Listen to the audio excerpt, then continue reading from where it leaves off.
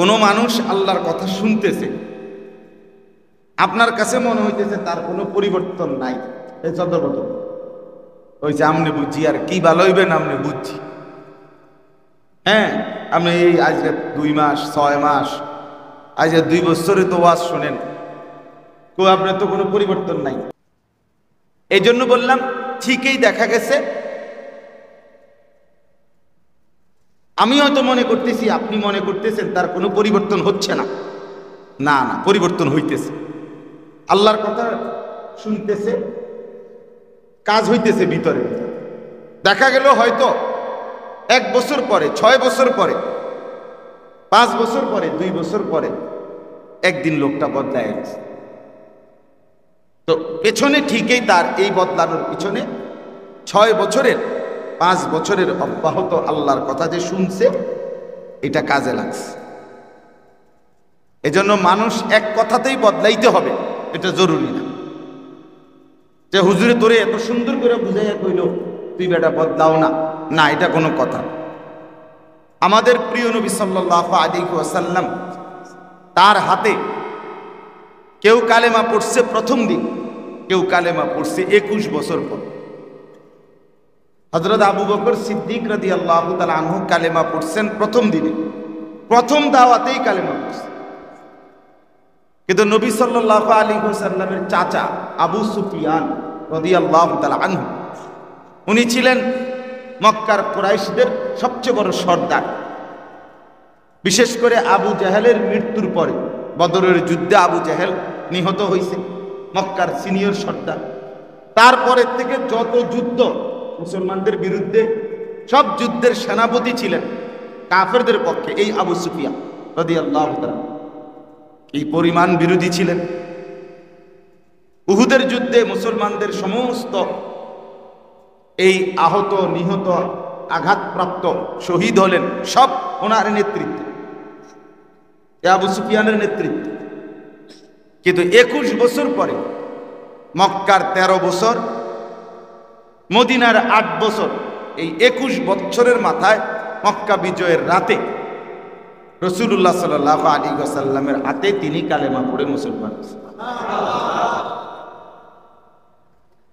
নবী সাল্লাল্লাহু আলাইহি সাল্লামের চাচা আরেকজন আব্বাস, আপন চাচা, উনিই উনারে ধরে আনছিলেন মক্কা বিজয়ের রাত্রে। তখনও তিনি কাফের কুরাইশ নেতা। নবীজির চাচা আব্বাস রাদিয়াল্লাহু তাআলা আনহু এই আবু সুফিয়ানকে ধরে টাইনা, এরপরে আমি যেমন আমার ভাইকে টাইনা আনলাম, এনে আসে এরকম টাইনা আনছে, আইনা রাসূলুল্লাহ সাল্লাল্লাহু আলাইহি ওয়াসাল্লামের সামনে বসাইছে। বসানোর পরে নবী সাল্লাল্লাহু আলাইহি ওয়াসাল্লাম এই আবু সুফিয়ানকে, চাচাকে, উনিও চাচা, আপন চাচা না, চাচা, তো ওনারে বললেন যে চাচা যান, বিরোধিতা কি আর শেষ হবে না? কালেমা কি আর পড়বেন না? কখন পড়বেন? আর কত অপেক্ষা করবেন? আজকে তো 21 বছর হয়ে গেল। তখন নবী সাল্লাল্লাহু আলাইহি ওয়াসাল্লামের চাচা আব্বাস, ওই যে যিনি ধরে আনছে, উনি তার পিঠে আপনি থাপ্পড়ের মতো দিয়া, মহব্বতে আমরা ধাক্কা দেই না, আরে কালেমা পড়, শুধু শুধু বিরোধিতা করস বেটা, আজ কত বছর হচ্ছে, পড়। পড়তো আবু সুফিয়ান পড়ে গেছে। ওই যে ঠেলা দিছে, আরে কালেমা কহ। আজ এত বছর হয়েছে, তুমি আর কিরবা বুঝছি, এই কালেমা পড়ে গেছে, মুসলমান হয়ে গেছে। তাহলে কি বোঝা গেল? কেউ প্রথম দিনেই কালেমা পড়ছে, কেউ 21 বছর পরে কি করছে, কালেমা। হতাশ হইতে নাই, কিন্তু ধারাবাহিকতা, লাগাতার বলতে থাকা, এটা উদ্দেশ্য সাধনে খুব কার্যকর একটা পথ। ধারাবাহিক মেহনত। আপনি ব্যবসা করবেন, আপনি সামান্য হোক আপনাকে লাগিয়ে থাকতে হবে। আলুর ব্যবসা আপনি মাইর খেয়েছেন যে 3 বছর 4 বছর, না আপনি লইরেন না, জাগাত থাকে, দেখবেন 5ম বছর 6ষ্ঠ বছর, একটা বছরে এক বাম্পারে আপনি 30 বছর দিতে পারবেন। কিন্তু এবার 2 বছর বাইর খেয়া আরে তুই ফিসা দিয়ে ফিট হইতো না, এটা আমার কোহালে ব্যবসা নেই, এই শেষ, যা যা বিদেশ জায়গা, বিদেশ গিয়ে আবার আরে তোর যে রোদ খুদ দাইতাম 15-20 হাজার টাকা লেগে বিদেশ পড়ে, তাহলে এতে দেশে বালা আইয়ালাইছে দেশ, এই আপনি শুধু আইবেন আর যাইবেন, এই আপনার দিয়ে কোনো কাম হইতো না। না, হ্যাঁ, এটা কিন্তু একটা গুরুত্বপূর্ণ মুরব্বীদের কথা। এই যেমন কইল একটা মজার কথা, যে আমি এই কথা প্রথম এক মুরব্বীর কাছেই শুনছি, এক মসজিদ কমিটির লোক উনি, তো ওনাদের মসজিদ আমার পরিচিত মসজিদ, ওনাদের মসজিদে ইমাম নিয়োগ দিন। তো পরে আমি ইন্টারভিউ হয়েছে, পরে আমি পরের দিন জিগাইলাম যে চাচা কি খবর, ইমাম সাহেব নিছেন? কয় না, ইন্টারভিউ দিতে আসছিল তো অনেকজন, একজন সহজ হয়েছিল, ভালো পড়া লেখা কেরাত সবই সুন্দর, কিন্তু আমি কিন্তু কি রাখেন নাই ওনারে? কয় না, কিন্তু একটা কারণে রাখিনি। আমি কইলাম কি হয়েছে ওনারে? তখন উনি আমার ওনার লগে কথাবার্তা বলে বুঝলাম উনি কোনো জায়গাতে ফাইল্লা কালা করছেন। আরে কি তখন কি লগে কি করলে বুঝলাম না, ফাইল্লা কালা কিতাব।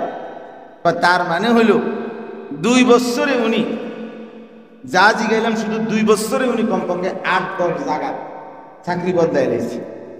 তা এতে বুঝলাম কোনো পারলেও না লাগে কি হইতারে নাই, কালি হইতে পারে না। অর্থাৎ চুলার পাতিল, রান্নার পাতিল কালো হইবার আগে আগেই উনি কি নাই, এই জায়গাতে নাই। এই অস্থিরতা মানুষকে সফল বানায় না, বরং লাগাতার দুনিয়ার লাইনেও আখিরাতের লাইনে। মানুষের দিল সবসময় মানুষের কখনো ইবাদত করতে খুব ফুর্তি লাগে, কখনো ইবাদত করতে খুব ক্লান্তি লাগে, চললে দেয় না, মন চাচ্ছে না, হ্যাঁ না হইতেই পারে। মানুষের দিলের 2টা হালাত, কখনো কবজ, কখনো বাস। কখনো দিল খোলা থাকে, প্রসারিত থাকে, কখনো অন্তর সংকুচিত থাকে। কিন্তু দায়িত্ব হইল মন আমার যেমনই হোক, ওষুধ আমার খাইতেই হোক, বুঝলেন না? আমার কাছে ভাল লাগতেছে তবুও নামাজ পড়তে হবে, ভাল লাগতেছে না ভাইয়া, ভালো না লাগুক, এটা বিষের মতো লাগুক, ওষুধের মতোই লাগুক, কিন্তু আমাকে নামাজ পড়তেই এটা নিয়ম। যে এক সময় তিতা লাগতেছিল, সাহাবীরা অনেকেই বলছেন এক সময় তো আল্লাহ তাআলার ইবাদত করতেছিলাম এমনিতে অনেক বুজুর্গদের জবাব, কিন্তু এক সময় সেই ইবাদত করতে করতে, আমল করতে করতে এটা মহব্বতের বিষয় হয়ে গেছে, আর ছুটতে ছাড়তে কষ্ট হচ্ছে, কষ্ট হয়। আমার বলার উদ্দেশ্য হলো এই ধারাবাহিকতা, লাগাতার একটা মানুষকে শোনানো, বলতে থাকা, একটা মানুষের পরিবর্তন ধীরে ধীরে হয়। আপনি যদি বলেন যে না তোমার আজকে 2 বছর কইছি, এরপরও তুমি বদলাও না, বুঝছি এই এলাকার মানুষের কপালে হেদায়েত নাই, এটা আপনাকে কে জানাইলো? এটা মানে আপনি এই সিদ্ধান্ত দেওয়ার অধিকার আপনাকে কে দিল? আছে কারো অধিকার? এটা হেদায়েত আপনার বাপের হাতে। তো তাহলে আপনি এটা এই মাতবুরি কথা বললেন যে তার কপালে হেদায়েত নাই? হ্যাঁ বলেন, এটা বলার অধিকার আছে আপনার? তারে মনে হয় যে 5 বছর ধরে বুঝাইছে, তারপরও সে কি হয় না, ভালো হয়, দূর পিছে দিয়ে ফির, তার কপালে কি নাই, হেদায়েত নাই। আপনি এটা কেমনে বললেন? এই কথা বলার অধিকার কোনো মানুষের আছে? হেদায়েত আপনি দেন, হেদায়েত তো দিবে কার? কে? আল্লাহ তাআলা বলছে 90 বছর পরেও হতাশ হলো লা তাকনাতু মির রাহমাতিল্লাহ। 90 বছরের বুড়াকেও আল্লাহ বলছে, বুড়া মিয়া জীবনে একটি সেজদা আল্লাহকে দাও নাই, জীবনে একটি হালাল কথা, হালাল টাকা রোজগার করো নাই, জীবনটা গুনাহের মধ্যে ডুবাইয়া পড়ছো, ভালো কিছু কোনোদিন করো নাই। সেই 90 বছরের বুড়া লোকও যদি আল্লাহ নবী সাল্লাল্লাহু আলাইহি ওয়াসাল্লাম বলেন, আল্লাহ তাআলা বলছেন বন্ধু সেই 90 বছরের লাগাতার বুড়া অপরাধ করে গেছে, যে সেও যদি রাত গভীরে 90 বছর পরেও কোনো দিন পেছনের গুনাহ ছেড়ে দিয়ে আমি আল্লাহর কাছে 1 ফোঁটা চোখের পানি ফেলে মাফ চায়, আমারে যদি একটা ঠিক মতো ডাক দিতে পারে, আমি 90 বছরের গুনাহ একসাথে মাফ করে দেব। গাফারতু লাকা ওয়ালা উবালি, কোনো পরোয়া করব, ওয়ালা উবালি অর্থ হলো কোনো পরোয়া করব। গাফারতু লাক, আমি তোকে মাফ করে দেব। তাহলে যে মালিক 90 বছর পরেও ফিরাইয়া দিতে আল্লাহ রাজি না, আপনি ফিরাই দিলেন কেন? কথা বলেন না। অনেক মানুষ নিজের ছেলে পেলেরে বদদুয়া দেয়, অভিশাপ দেয়। না না, এই অজাতের কপালে আর কি নাই, পরিবর্তন নেই। কারে কইলেন অজাত? বললেন কারে? আপনার ছেলেকে, আপনার মেয়েকে, আপনার স্ত্রীকে। আস্তাগফিরুল্লাহ। আপনার ছেলে, আপনি জানেন না এটা আমনের ফুট, এটা আবার অজাত করলেন কেন? কথা বোঝেন না, এটা যে আমনের ছেলে, আপনি কইতারেন না এটা। তো আপনার স্ত্রীর গর্ভে ছেলেটা হইল, আপনি কোন অজাত? এই যে অনেক সময় আমরা হতাশার কথা বলে ফেলি, না, হতাশ হওয়া যাবে না।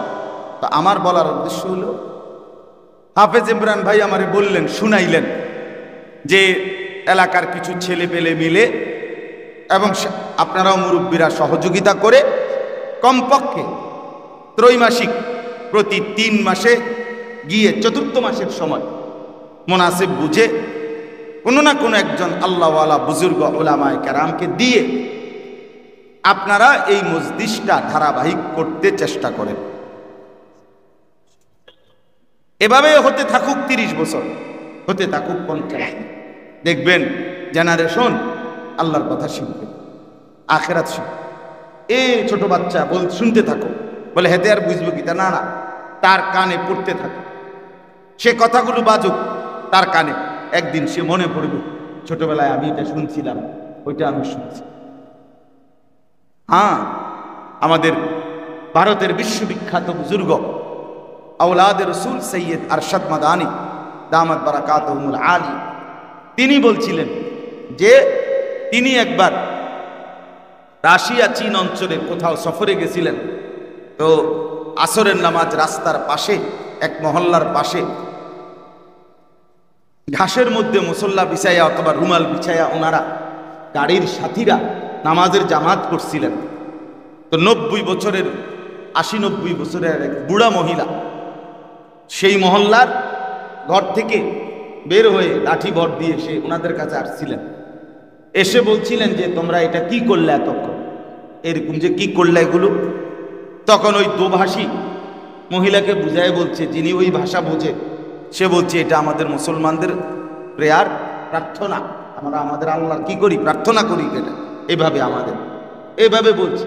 তখন ওই নারী, ওই মহিলা, বুড়ো মহিলা চোখের পানি ফেলছে, ফেলে বলছে, হায়, তোমাদের এই দৃশ্য দেখে আমার স্পষ্ট মনে পড়ছে ছোটবেলায় আমি যখন ছোট ছিলাম আমার নানি দাদিরে এমনটা আমি করতে দেখছি, এমনটা আমি আমার নানি দাদিরে কি করতে দেখছি, আজ মনে পড়লো। এটা দেখে তোমরা কেন এতদিন আসলা না? কেন তোমরা আমাদেরকে কালেমার দাওয়াত, ইমানের দাওয়াত দিলা না? আল্লাহর কথা কেন শুনাইলা? হ্যাঁ, আমি যে বছর প্রথম এই যে বেদে বললি ওনাদের এখানের কাছে, এদিক দিয়া এইখানে, এই প্রথম যে বছর আমি ওনাদের মাহফিলে গেছিলাম, ওনারা মাহফিল করাইছিল, আমি এই দিনকেও খবর নিছিলাম। ওই যে জাফরি ভাই গেলাম ওই মসজিদে, তাকুয়া মসজিদে, ওনাদের অনেক সাথী দেখছিলাম। তো প্রথম বছর আমি এটা বলছিলাম যে আপনারা জানেন না, আপনারা বেদে, আপনারা মনে করেন সাপুড়ে, আপনারা সমাজের পিছিয়ে পড়া মানুষ, আপনারা সাধারণ মানুষ না, না, আপনারা আপনাদের পূর্বপুরুষ তারা যারা হযরত মুসা আলাইহিস সালামের জামানায় ফেরাউনের বিশাল জাদুকর বাহিনী, যেই বাহিনী ফেরাউনের পক্ষেই ছিল মূলত, কিন্তু মুসা আলাইহিস সালামের লাঠির মুজিজা দেখে ওই জাদুকররা, ওই সাপুরেরা, আপনার তারা প্রথম সাপের যেই খেলা দেখাইছিল, মুসা আলাইহিস সালামের হাতের লাঠির সাপ সেটা গিলে ফেলছে। তখন কিন্তু কোরআনের স্পষ্ট, কোরআনের আয়াত, সমস্ত এই সাপুরেরা, যারা সাপুরে, এখানে যদিও মুসা ফেরাউনের বিশাল বাহিনী চারপাশে ছিল এবং দেশবাসী ছিল, কিন্তু ওই সাপুরেরা তাৎক্ষণিক 70,000 সাপুরে সব কালেমা পড়ে মুসলমান হয়েছে। মুসা নবীরা সব সেজদা দিছে তাকে। এবং ফেরাউন সবচেয়ে ভয়ানক শাস্তি খেজুর গাছের মধ্যে টাঙ্গাইয়া তাদের হাত পাও কাইটা তাদেরকে হত্যা করছে, শহীদ করছে, কিন্তু তবুও তারা কালেমা ছাড়ে না। কোরআনের আছে। তো আমি বললাম যে আপনারা তাদের বংশ, আপনারা পাক্কা ইমানদারের বংশ, আপনারা ভুলে গেছেন, আপনাদের মনে নাই আর কি, আপনারা ভুলে গেছেন আপনাদের পূর্বপুরুষ। আপনারা মনে করছেন আমাদের কোনো ধর্ম নাই, আমাদের কোনো আলাদা স্বাতন্ত্রতা নাই, আমাদের কোনো আখেরাত নাই, আমরা হুদা কেবল এই টুকটাক কামাই করবো, মানুষের বাড়ি ঝাড়ফুঁক করবো, এতেই আমাদের জিন্দিগি। না না, এটা কোনো কথা হইতে পারে, এটা কথা হইতে পারে, কোনোভাবেই হইতে পারে। এরা পিছিয়ে পড়া কোনো মানুষ না, এরা এই সমাজের মানুষ। এই জন্য বললাম আমরা প্রত্যেকে এই ধারাবাহিকভাবে আপনি খবর নেন। আমি এবারও ওনাদেরকে বলছি, জাফরি ভাইরও বলছি, আপনারও বলুন, ওদের ওইখানে কি হালাত খবর নেন, তাদের ইমান আমলের হালাত কি, ওদের জন্য মসজিদ চালু করা যায় কিনা। আমি যাবো ইনশাআল্লাহ, ওখানে বলেন ওদেরকে। হ্যাঁ মাশাআল্লাহ, আমি দিছি একবার 3 জন ছেলেকে পাগড়ি দিছি ওনাদের ওই শানানগর মাদ্রাসার ওইখানে মাহফিলে। মাশাআল্লাহ মাশাআল্লাহ, আল্লাহ কবুল করে। তো এই জন্য বললাম আপনাদের কাছে অনুরোধ, আপনাদের এই জায়গাটা অনেক বড় সড় জায়গা, যেভাবে হোক আল্লাহর বান্দাদের এই জায়গাটা আপনার এত সুন্দর পড়ে আছে, এখানে একটা সুন্দর ঘর, আরো বড় ভবন, আরো ব্যাপক ছাত্র এবং আরো অনেক ব্যবস্থাপনা এখানে সম্ভব। সম্ভব কিনা বলেন? কোথাও জায়গার অভাবে কত মাদ্রাসাওয়ালারা কিছুই করতে পারে না, কিন্তু আল্লাহ তাআলা তো এখানে অনেক সুন্দর জায়গা রাখছে। এই জন্য আমার প্রথম পরামর্শ হলো আপনারাও এই ত্রৈমাসিক ইসলাহি মাহফিল চালু রাখেন, মাদ্রাসার প্রতি আরেকটু যত্নবান হন। মাদ্রাসায় কিভাবে ছাত্র বাড়বে, ওস্তাদ বাড়বে, মাদ্রাসার সার্বিক ব্যবস্থাপনা কিভাবে বাড়বে, এটা আপনারা ফিকির করেন। আল্লাহ তাআলা এই মাদ্রাসা এবং এই মসজিদ, এই মহল, এই জায়গা সবটাকেই উত্তরোত্তর বরকত দান করেন। আর এটার সাথে এটা সবসময় মনে রাখবেন, আপনাদের সবার জন্য কথা, যেন আমার জন্য আপনাদের জন্য ধারাবাহিকভাবে আল্লাহর কথা শুনতে থাকবেন।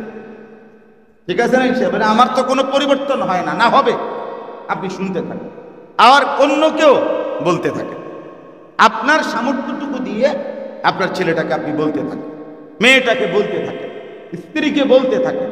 আল্লাহর কথা বলা বন্ধ করবেন না, যে না আজকে 30 বছর বলছি বুবি বেটি আর পর্দা করে না, করবে না, না করবে না, এই কথা আপনি বলবেন।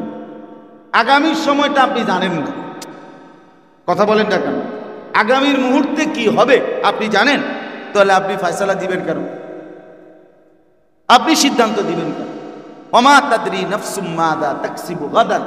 আল্লাহ বলছেন কেউ জানে না আগামী মুহূর্তে সে কি উপার্জন করবে, সে কি বেঁচে থাকবে না মরে যাবে, সে সুস্থ থাকবে না অসুস্থ হবে, সে কি স্বাভাবিক থাকবে না অ্যাক্সিডেন্ট করবে, আগামীর বেলা খানা পাবে না পাবে না, এটা সে বলতে পারে না। আমার সব আছে, ব্যাংক আছে, ব্যালেন্স আছে, টাকা আছে, ক্যাশ আছে, না না, সব থাকার পরেও রাত্রি গভীর বেলা তুরস্কের ওই মানুষগুলো রাত তো সব ঠিকঠাক করে ঘুমাইছিল, ফজর আগে আগেই ভূমিকম্পে তাদের সব সমান করে ফেলছিল গত কয়েক বছর আগে, মনে নাই? সকালবেলা উঠে দেখে তারা সব মাটি চাপা, আপনার পাথর চাপা, ওয়াল চাপা পড়ে আছে। আর বাকি মানুষদের অসংখ্য স্বপ্ন, স্বাদ, পরিকল্পনা, আকাঙ্ক্ষা, প্ল্যান, প্রোগ্রাম সব এলোমেলো সব। এই জন্য দয়া করে আমরা প্রত্যেকে ইনশাআল্লাহ নেক কাজ করতেও থাকি, বলতেও থাকি, শুনতেও থাকি। ঠিক আছে ইনশাআল্লাহ? আল্লাহ তৌফিক দান করেন। চলেন দ্বিতীয় কথা হলো, এই মুহূর্তে প্রচন্ড গরম। আজকে আমি মসজিদে জুম্মার বয়ানে এটা নিয়ে বিস্তারিত আলোচনা করছি।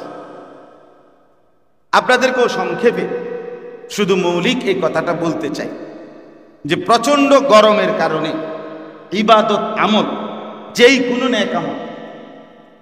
কোনো নেক আমল প্রচন্ড গরমের দোহাই দিয়ে ছেড়ে দেওয়া, বাদ দেওয়া, যে এই গরমে সম্ভব না, এই কথা বলা বা এরকম করা, এটা সরাসরি মুনাফিকের চিহ্ন।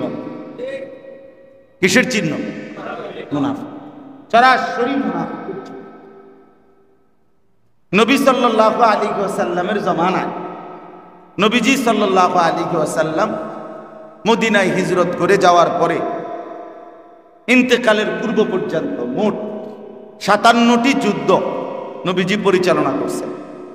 তন্মধ্যে 27টি যুদ্ধে তিনি নিজে সরাসরি উপস্থিত ছিলেন, আর 30টি যুদ্ধে সাহাবায়ে কেরামকে দিয়ে তিনি সৈন্য প্রেরণ করছেন। তো এই নবীজির জীবনের নিজে সরাসরি অংশগ্রহণকৃত জিহাদ, আল্লাহর রাস্তায় যুদ্ধ, এর শেষ যুদ্ধের নাম ছিল তাবুকের যুদ্ধ।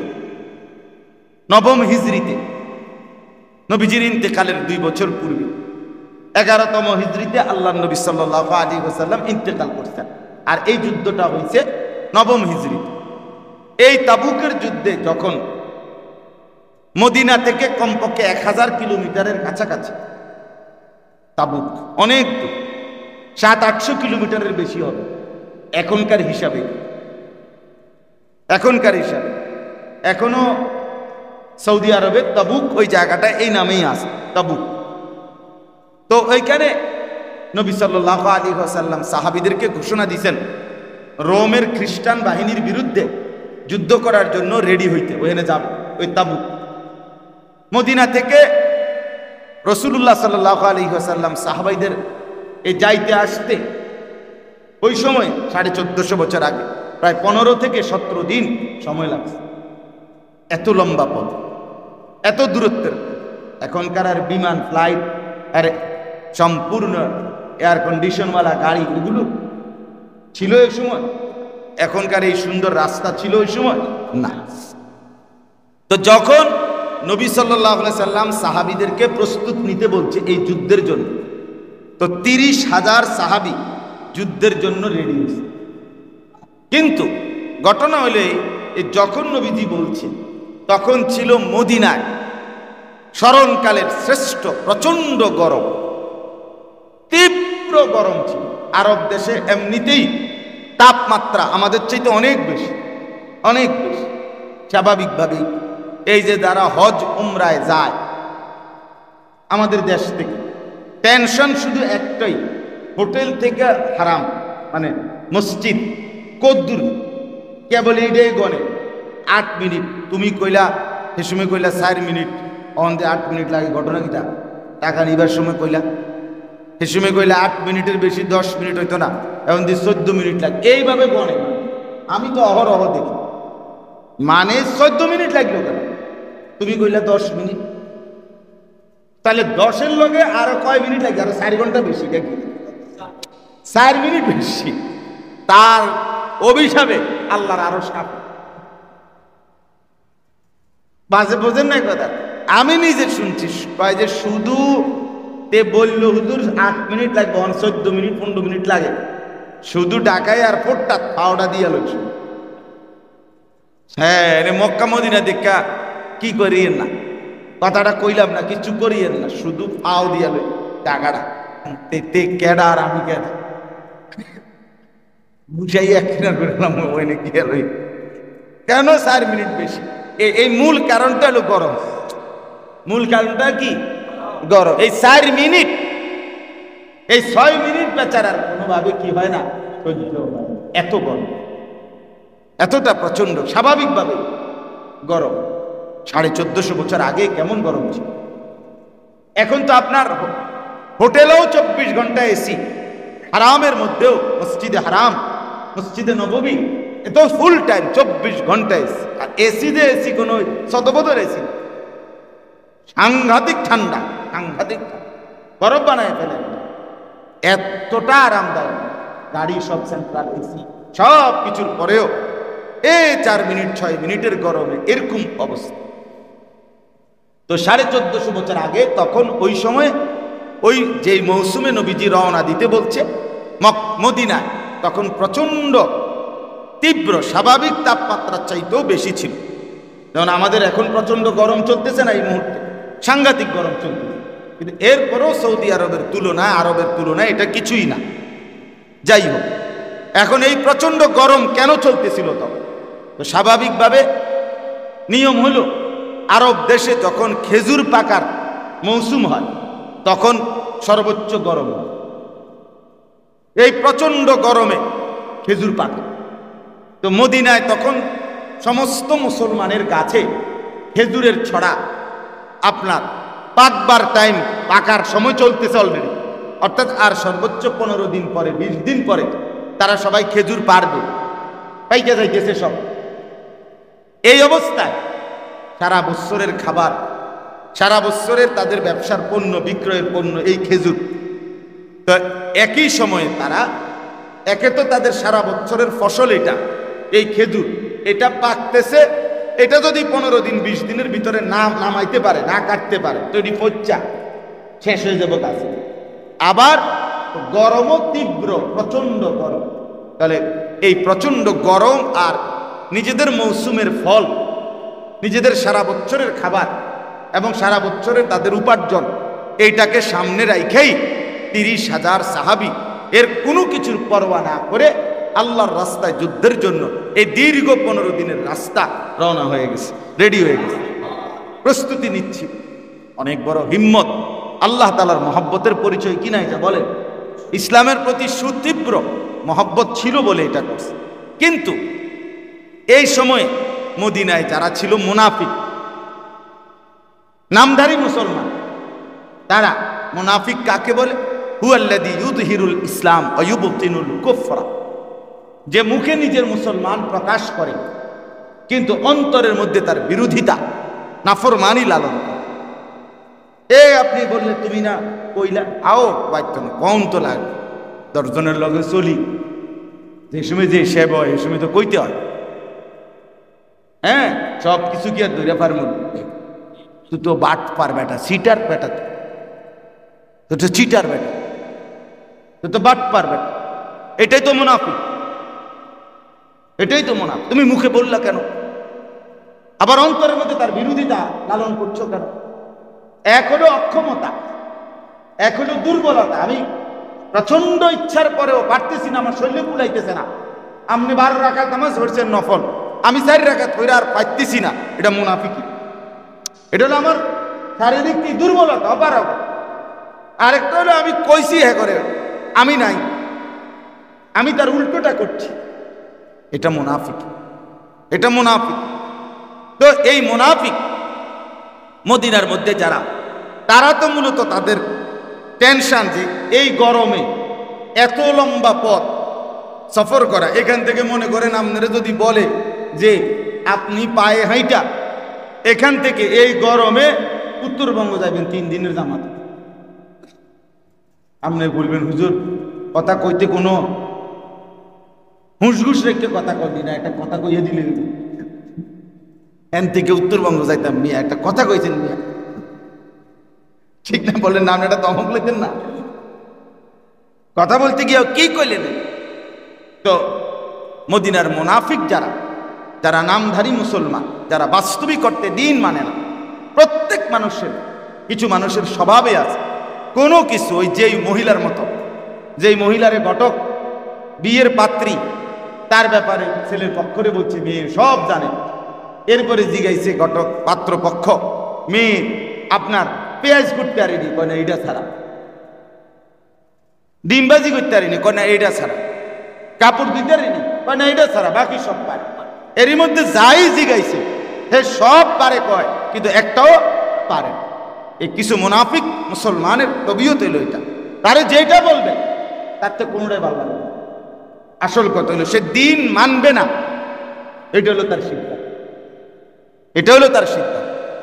যে দিলের মধ্যে যার ঈমান আছে, সে নামাজ বলেন, রোজা বলেন, হজ বলেন, জিকির বলেন, দাওয়াত বলেন, তাবলীগ বলেন, আল্লাহর রাস্তায় জিহাদ বলেন, মুমিন আল্লাহর মহব্বতের সামনে, আল্লাহর ভালোবাসায় কোনো কিছুকেই অসম্ভব মনে করে না।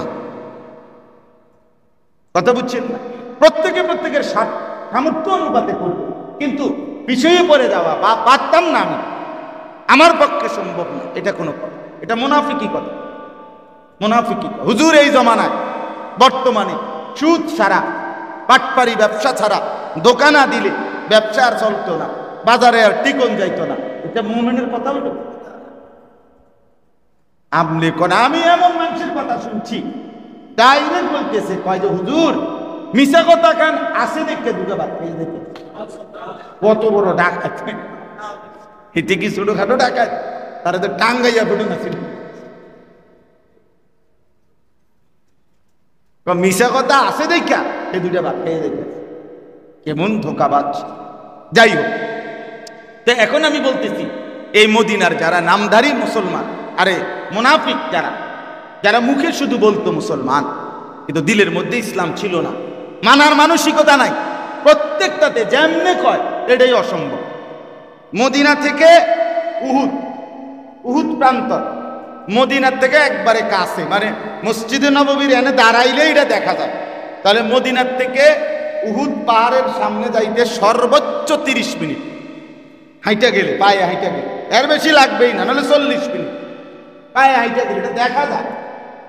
এই মুনাফিকরা উহুদের যুদ্ধের সময় কদ্দুর গিয়া মাঝখান থেকে আইয়া গেছে নাইটের সময়। তো তাহলে আজকে যখন আপনার 4 কিলো 6 কিলো এটাও তার কাছে অসম্ভব, আবার ওই 15 দিনের রাস্তা এটাও তার কাছে কি অসম্ভব। তাহলে এটার মূল বিষয় হলো সামর্থ্যের বিষয় না, মূলত হলো মুনাফিক। মূলত সিদ্ধান্ত সে দিন মানবে। প্রচন্ড গরম, এই গরমে কি ইবাদত করা যাবে? প্রচন্ড শীত, এই শীতের মধ্যে মিয়া এত শীতের মধ্যে কি ইবাদত? আপনার কিতা গরম, আপনারা কেমনে আপনারা দিনের পথে চালাইতে পারবে? আপনার মন মতো সব হইলে না, আপনার মনেরও তো স্টেশন নেই। আপনি যে এই আসেন এই কান্দেন, আপনি এই করেন ভাল লাগতেছে 3 কদম একটা কোন যাইতাম না, ভাল লাগে না। আপনার এগুলো এমনি পারবো কেমনি? কথা বলেন। প্রত্যেকের যদি প্রত্যেকের মনের উপরে ছেড়ে দিয়ে নিজ নিজ খামখেয়ালি মতো, তাহলে দিন চলবে, ইসলাম চলবে। আজকের এই ইসলাহি মজলিস,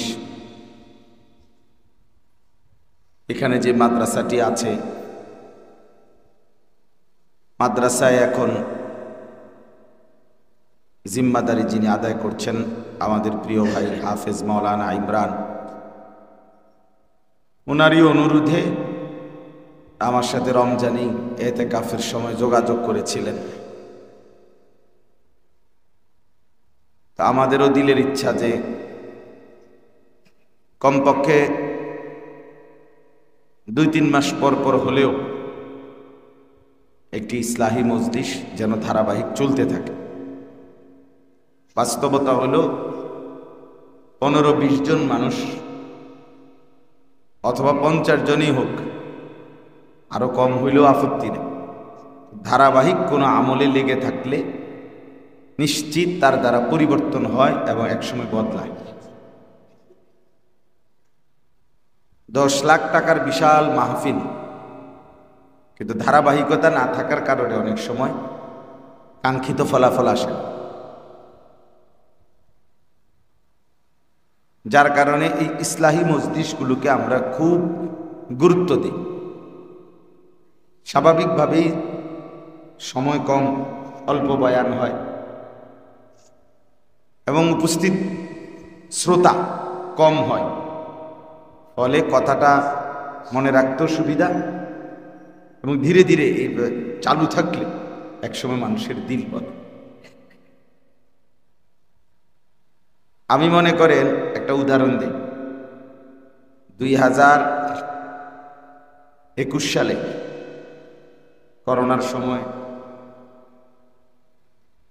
তো তার আগে ওই সময় আমার পাও ভেঙে গেছিল মোটরসাইকেল অ্যাক্সিডেন্ট। কোরবানির আগে জিলহজ মাসের রোজা রাখতেছিলাম, এই সময় 6 জিলহজ আসরের পর। তখন আমি যে ডাক্তারের ঔষধ চিকিৎসা ব্যবহার করতাম, তো উনি এই ওষুধপত্র যাই ছিল, চিকিৎসা যাই চলতেছিল, আমার এই পাওটা একদম সোজা করা ছিল, নড়াইতে চড়াইতে পারতাম। এক জায়গাতে আইনা বসাইছে বাসায়, এই যে বসাইছে এখানেই 2 মাস পেশাব পায়খানা, ওযু, গোসল তো করতে পারি নাই, মানে ওযু নামাজ সব এখানে। তো বিষয়টা হলো, উনি আমারে বারবার বলছিলেন যে 2 মাস পরে, 2 মাস যখন পূর্ণ হবে হুজুর ইনশাআল্লাহ, তখন আপনি আস্তে হাত পাওটা নাড়াইতে পারেন, এর ভিতরে আশা করা যায় জোড়া লাগার কাজ শুরু হয়ে যাবে অনেকটা। তা আমি 15-20 দিন পর থেকে নিয়মিতই চেষ্টা করতাম একটু একটু করে এটা উঠাইতারিনি, কেবল সারাক্ষণ তো অবসর দেখতাম যে না এটা পাথরের মতো ওজন, মানে এটা উঠাইতারি নড়েও না চড়ে। তো প্রতিদিনই ভাবতাম যে আসলে কিসের কোনো পরিবর্তন নাই, শুধু শুধু হুদাহুদি, এটা তো লড়েও না চড়েও না, বুঝি 2 মাস পরে হঠাৎ এটা উঠে যাবে, এটা কথা। ডাক্তার আমার খুব পরিচিত, বাসায় আসতো, সব সময় তর্ক করতাম আমি মানে ওনার সাথে, তো রমিয়া আপনি কি করেন না, হইতো না এটা। কিন্তু ঠিকই 2 মাস পরে আপনার 61 দিনের দিন আমি দেখছি যে আস্তে আমি পাওয়াটা, বাস্তবতা এটা, ওদের অভিজ্ঞতা দীর্ঘদিনের। এখন আমার প্রশ্ন হলো যে কথাটা বোঝানো, যে বোঝা গেল ঔষধ গত 60 দিনেই কাজ করতেছিল একটু একটু করে, যদিও আমি পাও নাড়াতে পারছিলাম না, তো ওষুধের কাজ কি চলছে ঠিকই। একটা সময় ধারাবাহিক থাকার পর একটা সময় উঠে পাওয়াটা একটু উপরের দিকে উঠছে। তাহলে বোঝা গেল